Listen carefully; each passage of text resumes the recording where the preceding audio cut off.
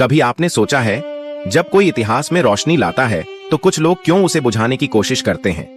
जैसे आज लोग नए यूट्यूबर्स को उसी तरह नजरअंदाज करते हैं जैसे कभी जातिवाद ने इंसानों को और फुले जी के सपनों को कुचल दिया गया था।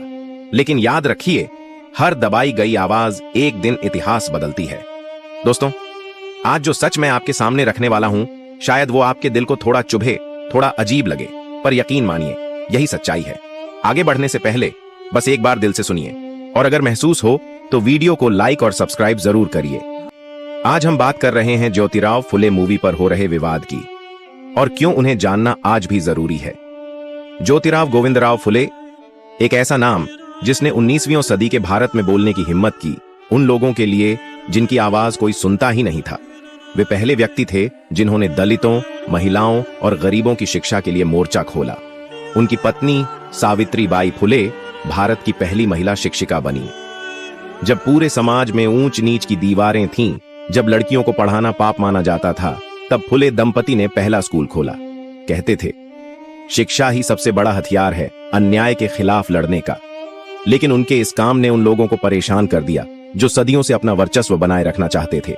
जात पात और चातुर्वर्ण्य, ब्राह्मण, क्षत्रिय, वैश्य, शूद्र की व्यवस्था भारत में हमेशा से नहीं थी, बल्कि इसे एक खास समय, मकसद और सत्ता के लिए गढ़ा गया। आइए इसे सरल और ऐतिहासिक रूप से समझते हैं। शुरुआती भारत में कोई जाति नहीं थी। लगभग 8000 साल पहले, यानी सिंधु सरस्वती सभ्यता के समय, 3000 से 1900 ईसा पूर्व भारत में समतावादी समाज था। वहां किसी ग्रंथ में जाति या वर्ण व्यवस्था का जिक्र नहीं मिलता। आर्य और वर्ण व्यवस्था की शुरुआत लगभग 1500 ईसा पूर्व, यानी 3500 साल पहले मध्य एशिया से आर्य कहे जाने वाले लोग भारत में आए थे। ये लोग घुड़सवारी, वेद रचना और यज्ञ की संस्कृति लाए।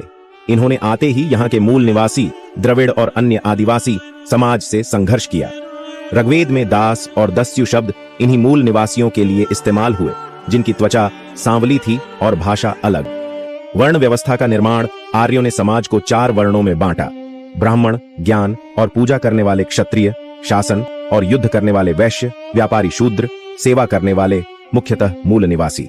मनुस्मृति जैसे ग्रंथों ने इस व्यवस्था को धार्मिक आधार दिया। जाति कैसे मजबूत हुई, यह बहुत बड़ा सवाल है। ब्राह्मणों और शासकों ने मिलकर जाति व्यवस्था को राजनीतिक ताकत के रूप में इस्तेमाल किया। शादी, शिक्षा, मंदिर प्रवेश, पानी, भोजन सब जाति से तय होने लगे। इससे समाज में गहराई तक भेदभाव फैल गया और हजारों जातियां बनी।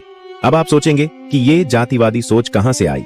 यह सोच स्वाभाविक नहीं, बल्कि बनाई गई है सत्ता और धर्म के गठजोड़ से। ब्राह्मणवादी ग्रंथों ने इसे ईश्वर की इच्छा बताया ताकि उत्पीड़न को जायज ठहराया जा सके।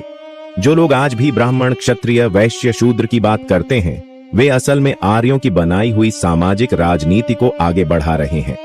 भारत की असली परंपरा समता, बंधुत्व और ज्ञान की साझेदारी की रही है, जातिवाद की नहीं। जय हिंद।